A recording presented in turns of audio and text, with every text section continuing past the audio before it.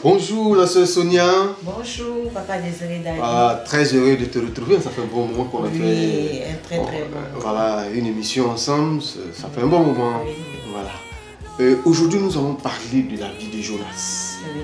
Voilà, Jonas, un serviteur de Dieu que Dieu a appelé à une mission et qui a refusé de partir là où Dieu l'a envoyé. Il a désobéi. Il a désobéi à Dieu. Et qu'est-ce qui s'est passé quand il a désobéi? Il n'a pas voulu respecter la parole de Dieu parce que Dieu l'a appelé à une mission.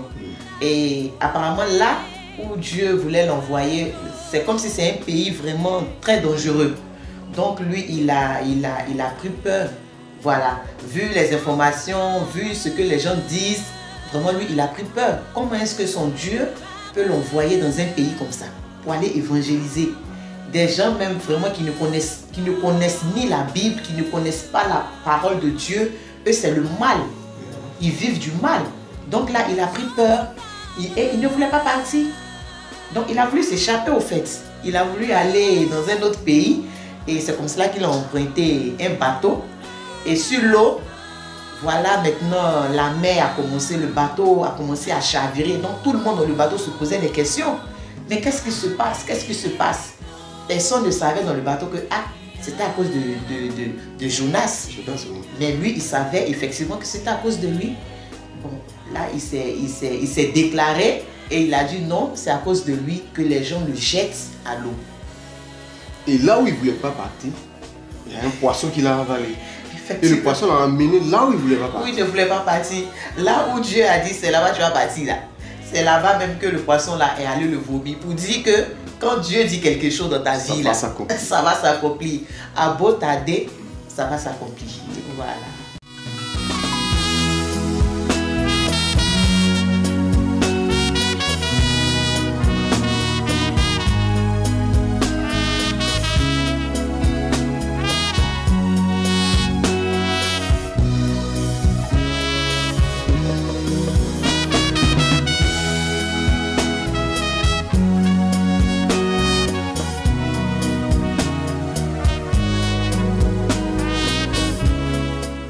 Voilà, nous revenons par rapport à Jonas. On a vu que là où Dieu l'a envoyé, il ne voulait pas, mais au finish, il s'est retrouvé là où Dieu voulait qu'il soit, selon la volonté de Dieu. Donc, si Dieu te dit que tu vas réussir, tu vas réussir. Tu vas réussir. Quelle que soit la tempête, quel que soit ce que l'ennemi, quel que soit ce que le diable fera pour te décourager, pour essayer de t'envoyer vers un autre chemin.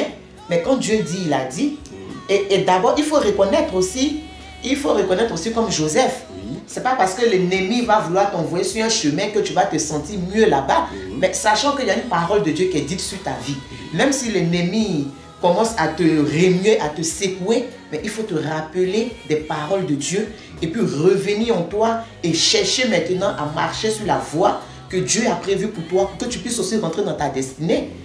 Comme Jonas l'a fait, il pouvait rester dans sa position, mais s'il restait dans sa position, c'est tout le monde qui allait mourir. Mais là, il a reconnu que c'est lui à cause de lui que cette tempête-là est arrivée.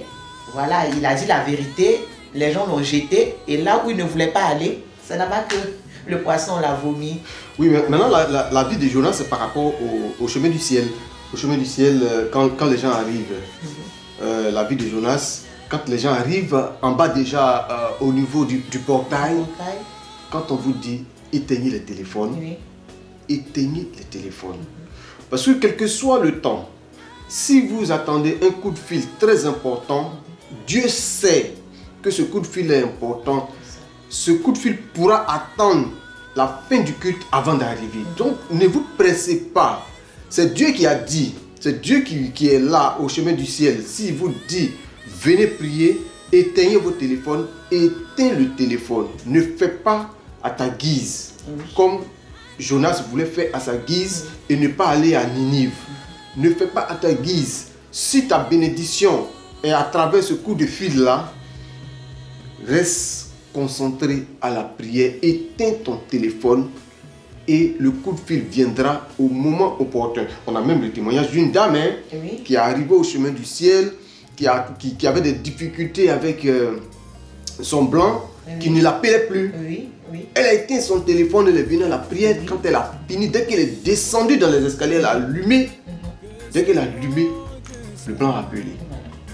Donc, voilà. Au fait, Papa Désiré Dagui, c'est bien vrai, mais il faut aussi dire que tout part de l'obéissance. Oui. Tout part de l'obéissance.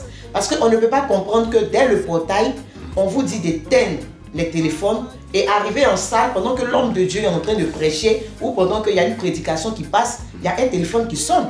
Mais comment est-ce que le téléphone sonne dans la salle? Pendant que dès le portail déjà, on vous demande de couper les téléphones. Mais si dès le portail même tu n'es pas disposé, et l'obéissance, mais dès le portail même là, tu ne respectes pas. On te dit d'éteindre et tu fais semblant d'éteindre, tu montes, mais ton esprit même n'est... Au fait, ton esprit n'est plus même sur la prière. Et déjà, tu as déjà désobéi. Tu as déjà désobéi. Donc là, comment est-ce que tu veux recevoir une part de bénédiction? La dame dont tu viens de donner son témoignage, elle est venue, elle a obéi déjà au portail. Parce que tout part du portail. Tout part du portail, c'est l'entrée. Donc elle a obéi, elle est venue en salle, son téléphone est coupé, elle s'est concentrée sur sa prière parce qu'elle sait ce qu'elle est venue demander au Dieu de Papa Florian. Et voilà le témoignage. Après la prière nette à sa descente, voilà le miracle que le Dieu de Papa Florian opère dans sa vie. Et quand on te dit aussi... Et ça, Papa Désiré Dagui, je parie que c'est une nouvelle personne. Hein. C'est une nouvelle personne. C'est-à-dire qu'elle venait d'arriver au chemin du ciel. Elle n'a même pas fait 1 mois, elle n'a même pas fait 6 mois, elle n'a même pas fait 1 an comme nous les anciens. Mais regarde déjà le miracle que Dieu de Papa Florian a opéré dans sa vie. Donc vraiment les anciens, nous vous interpellons à obéir. Il n'y a pas à dire, moi je suis ancien, je sais déjà, je suis déjà habitué. Si tu es déjà habitué là, depuis ta maison même, tu peux même laisser ton téléphone à la maison. Tu peux même laisser le téléphone. Voilà. Tu arrives même à... Auguste n'a pas besoin de te dire d'éteindre le téléphone, de te rappeler ça à chaque fois. Si tu es ancien, tu arrives. On suppose que c'est des nouvelles personnes qui arrivent à qui on doit dire chaque fois éteindre les téléphones. Mais toi, tu es ancien, éteins ton téléphone. Et puis un deuxième point, quand tu viens au chemin du ciel, quand on te dit assieds-toi ici, mets-toi là, il faut t'asseoir. Il n'y a pas de place réservée. Où tu as l'habitude de t'asseoir, non, c'est ici, là, je m'assois habituellement. Non, il n'y a pas de place réservée. Il n'y a pas de place réservée. Peut-être là où tu refuses même de t'asseoir, c'est là-bas que ta portion de bénédiction même est déposée ce jour-là. Et tu dis non, j'ai ma place. Mais quelle place même? Dans la maison de Dieu, il n'y a pas de place. Et puis dans la maison de Dieu, ce n'est pas un désordre, papa. C'est pas un désordre. Quand on vous demande... Que chacun s'assoie où il veut. Où il veut. Non. Quand on vous dit de vous asseoir là, regroupez-vous. Là où on vous dit de vous asseoir, asseyez-vous là-bas. Parce que c'est là-bas même que ta bénédiction peut ressortir. Là où tu refuses là, Dieu dépose ta bénédiction là-bas et toi, tu es assis ailleurs. Donc vraiment, la sœur Sonia, j'espère que les fidèles du chemin du ciel ont compris ce que nous avons dit. Vraiment. Et qui pourront vraiment se mettre droit. Éviter les camaraderies, éviter les bavardages à l'église. Quand tu viens à cause de Dieu.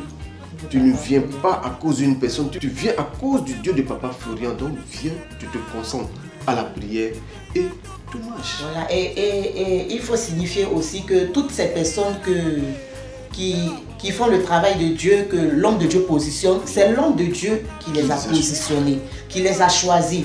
Donc quand il vous demande, asseyez-vous là, passez ici. L'obéissance vaut mieux que le sacrifice.